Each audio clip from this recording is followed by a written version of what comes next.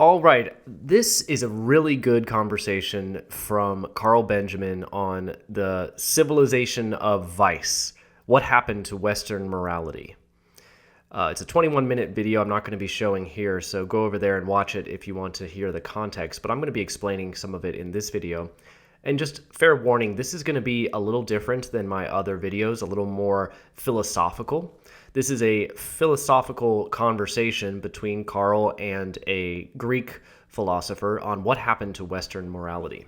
They're mostly using Alistair MacIntyre's work here, After Virtue, as their launch point, which I happen to have read. I don't have a degree in philosophy, but I did read this one, although a long time ago, probably 10 years ago. But Carl Benjamin starts off by sharing a little thought exercise that Alistair uses at the beginning of his work here, which is really good at sort of setting the stage for where we're at now in our time. Here's the experiment. Imagine that in the future, all science had been lost. There was an effort, a concerted, explicit effort to remove science, to destroy it, to burn all the books, to remove even the knowledge of science so that nobody really understood what science was or how things worked. And then after that, we were in this wasteland of no science, and people tried to reconstruct.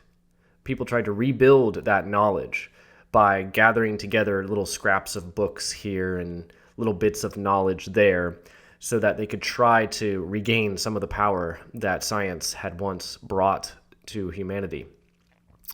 But they didn't get all of the information, obviously. They were just sort of scrounging with the scraps of what had been left after this great apocalypse of science, this attack on science. So they knew some things. They had little works here by Isaac Newton, and they had little mathematical theorems there, but they didn't have enough to connect all the dots, right? And the question then is, do they have science? Do they know what science is? Can they use science? And MacIntyre's answer is no. No, they don't. And he applies that to today with morality. He says that this is what has happened to our morality. There's been a concerted effort to destroy traditional morality in our time, and now we are trying to rebuild it. We're trying to reconstruct morality from the pieces, and what we have is not morality. This is a pretty good thought exercise and a good framing for what is going on in the current day, the current era. And then Carl Benjamin applies it to our politics, and he says this is why leftist politicians are called progressive, and they always talk about how they are progressing in their morality, and they have uncovered new truths, and they have new revelation of what we need to be doing to be good men, to do the right thing. And he says that begs the question, shouldn't we have figured this out by now? Shouldn't we have known after thousands of years what it takes to be good, what is right and what is wrong? And the theory is yes, actually, we did figure that out. And the only reason we're progressing now is because we destroyed our understanding of morality. And we are now rebuilding a abomination in its place. What we are calling morality is not what is true, good, or beautiful. Now, Carl and his guest here are going to argue for an Aristotelian definition of what is moral. This was MacIntyre's thesis as well, which was that we pretty much settled on what was good and what was bad back with Aristotle, and nothing really has changed since then. As a Christian, I don't agree. I think our morality comes from God, not from Aristotle, even though Aristotle was very good at discovering some of that morality and thinking about it and writing it down. He was just, as a man, discovering what God himself put into the world, because God is the ultimate moral being. But it is right to say that that was decided long ago, and we don't need to reconstruct it. We don't need to rebuild it. We don't need to progress in our understanding. I remember I was at a library book sale once, and I started laughing at a Dr. Seuss book because the Dr. Seuss book was in the banned books section. This was a couple years ago when Dr. Seuss was coming under fire during woke times for having something in his earlier books that was racist or offensive to modern sensibilities. And there was an older library woman there, probably in her 70s or 80s, who said something to me that I have still not forgot. She said, "Oh yeah, didn't Dr. Seuss get in trouble for something?" And I laughed and said, "Yeah, they did. Can you believe it? Isn't it a joke?" And she said, "Well, we are changing things. We're changing some things now." And she said in this very kind of self-serious way that had no sense of humor, had no hint that it was at all ridiculous to be calling Dr. Seuss offensive. Instead, it was a commitment to the change, a commitment to the progress. And that really kind of set me back. It made me think, wow, these people are really all in on calling Dr. Seuss evil. That's pretty extreme. This little old lady who's 80 years old is going to tell me that Dr. Seuss is evil. She doesn't believe that. I don't believe that. But she does believe that the progress we are making is good and right and just. So there is a serious problem here. We are seriously committed to this new morality that is not morality at all. And I really appreciate Carl and his guest Stelios here and just the conversation. This is a conversation that very much needs to be had. But I do think it needs to be had from a Christian perspective as well. Unfortunately, Christians have gone right along with this whole change in morality without really knowing it, unwittingly, because we unfortunately didn't see what was going on. Most people didn't see what was going on. We didn't get it. And Carl's discussion here with Stelios is valuable in that, and he says many valuable things. But one thing he said that I wanted to pull out that I thought was very good is this change from judging type morality, where the human is expected to judge what is good, what is bad, what is right, and what is wrong. And maybe as the judge make mistakes there, but still be expected to try to make those decisions like what is good, this is a good thing to do, that's not a good thing to do. And what has been replaced, what happened with that is judging has been seen as bad. You as the human don't want to judge, partially because then you can be held responsible for making a false judgment, for making an error, a moral error. What has been replaced there, what we've gotten instead, is this type of bureaucratic morality, where morality is a set of very complicated rules, more and more complicated rules.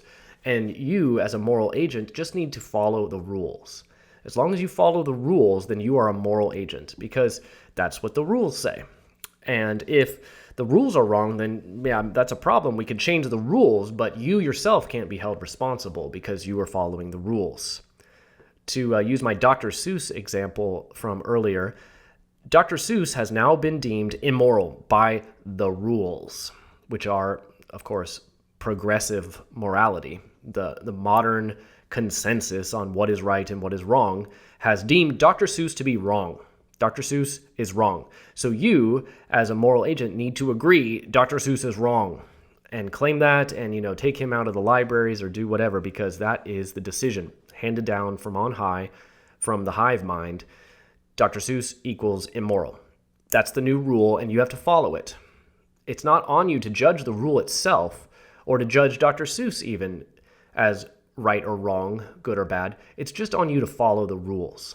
That's the real gem that I took from this conversation. I think that's a really good point. It's an external morality. It's not a morality that lives inside you. It's a morality that exists outside you, and you are just a follower.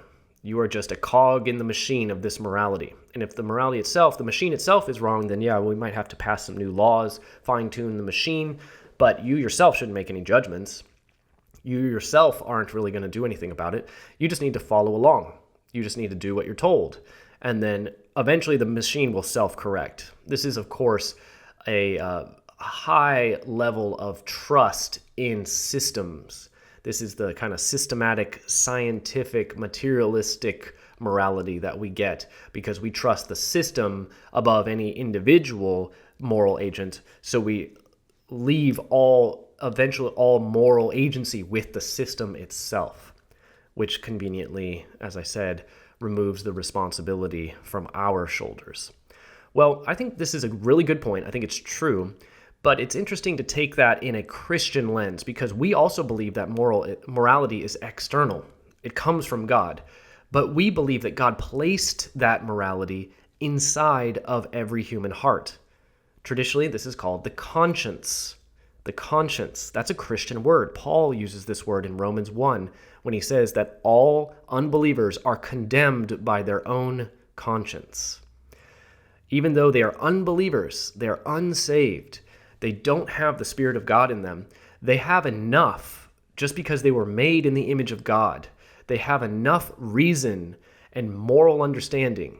And I believe this applies to all humans, regardless of IQ or any other capacity issues. Disabled, very disabled humans still possess a level of moral conscience, what we used to call a moral compass, that points you towards true north, that Romans 1 says they can be condemned.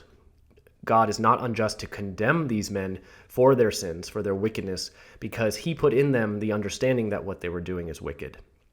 That is a classic Orthodox Christian belief. So we believe that this is correct. You have in you the capacity to judge what is right and wrong, what is good or bad. And this new moral invention of modernity to say that, no, you don't, you just need to follow the rules, is really, it feels more like a pathway towards tyranny and totalitarianism, right? Because, and they mentioned this in this conversation, that just makes you a good follower, right? It's the Nazi argument. The defense of the Nazis was, I was just following orders. And we, as the Allies, decided that wasn't good enough. We're still going to punish you because you are a moral being. As a man, you have a moral obligation to judge those orders being handed down to you as good or bad.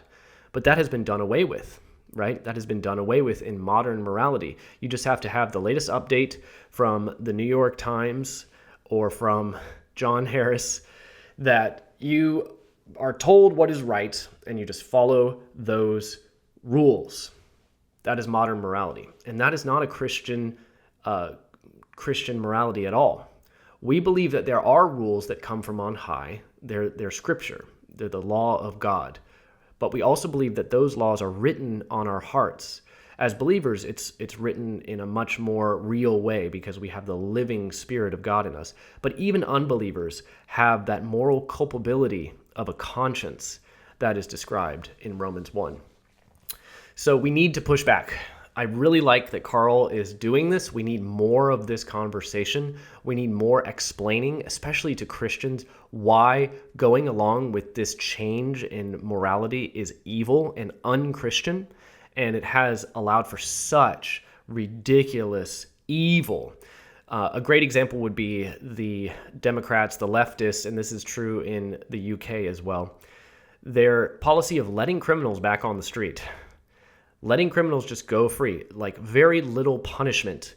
What C.S. Lewis calls the humanitarian theory of punishment. The humanitarian theory of punishment is not punishment at all. It is rehabilitation. And this is a moral innovation of the 21st century. Well, the 20th century and the 19th century as well. But it is a moral innovation. It is not something that Aristotle or Christians for 2,000 years would have agreed with. So why are we going along with it? Well, because that's the new rules. Those are the new rules. Don't you know that's what we do now? We're changing things. Those are all very bad arguments to do something wrong, to do something immoral.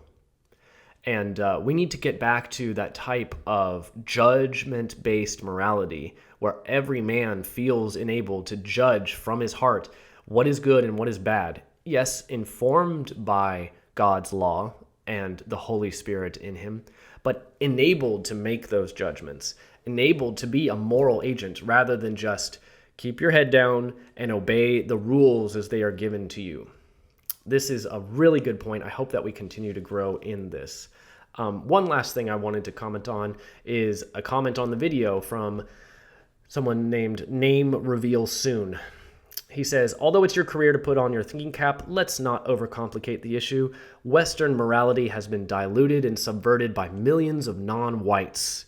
We have been forced into proximity to mass denaturalizations, mass deportations, total remigration. Carl has a good response. He says, "We were subverted long before the foreigners arrived in such numbers. The subversion of our morality is what allowed them to flood us in the first place." That is exactly correct. This is why this conversation is so important. This type of liberal morality, this new innovation in morality, is what has destroyed America, England, Ireland, Sweden, Germany, Australia, New Zealand, and everywhere it has gone. This is not the fault of the foreigners who are killing us. We killed ourselves. This was a suicidal motion. When we allowed all of these foreigners in, we decided that. We were in charge. White people were in charge. And I know a lot of people don't like hearing this. More pro-white people hate hearing that because they want to blame the Jews or whoever else. But it really is our people. That 80-year-old library woman is not Jewish or Muslim or anything. She is just a liberal white person. And that person believes in the new morality that is killing itself. This new morality is not morality at all. It's much more akin to trying to Frankenstein monster the little pieces of morality that they find floating around after they decimated it in the last couple centuries. So no more blaming other people. This is our problem, and we ourselves need to correct it. We need to return to a firm view of historic morality. I believe that to be a Christian one, and I don't really feel that MacIntyre's virtue ethics oppose that, although eventually there might be some friction between the Aristotelian versus the Christian ethics, but not right now. That's a conversation to be had after we win. Right now we have to fight the monstrosity of the left's morality, of this evil that has taken over our countries like some kind of plague. That is what is the enemy at the gates. So let's ally together and reaffirm what is right and what is wrong and not be afraid to make those judgments, even if little old ladies might look at you funny.